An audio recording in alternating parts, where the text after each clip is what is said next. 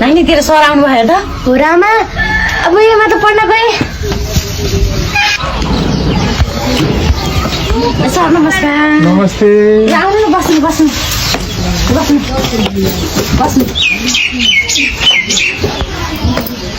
कता हिँड्नुभएको सर यहीँसम्म आउनुभएको कि यहीँ स्कुलबाट फर्किँदै थिएँ अनि त्यसपछि यसो तपाईँहरूलाई भेटेर जाऊँ नानीको पढाइको बारेमा कुरा गरेर जाऊँ भनेर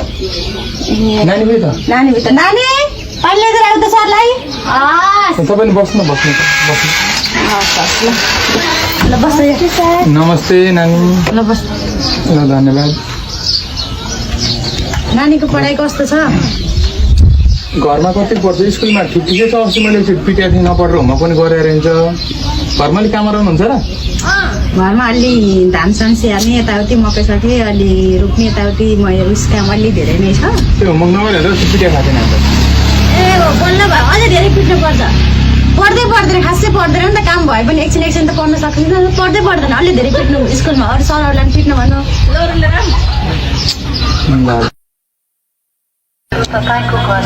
नमस्ते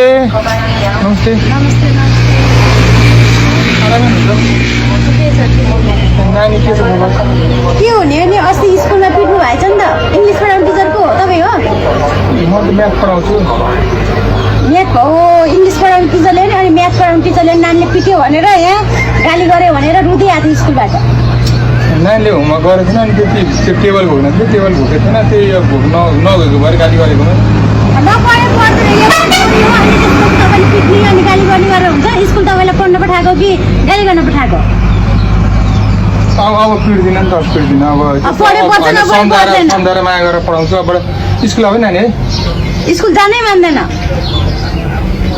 तपाईँहरूले पनि स्कुल पठाइदिनु पऱ्यो नि त जाऊ जाऊ भनेको म त जान्न स्कुल जाँदै जानु म त स्कुल पढ्दै पढ्दैन भन्छ नानीले अहिले माया गरेर पढाउनु नपढे पढ्दैन नपिट्नु मेरो छोरीछोरीलाई स्कुलमा पनि भनिदिनु ल ल ल कसैले पिट्नुहुन्न अब नानी पढ्न हो है नानी है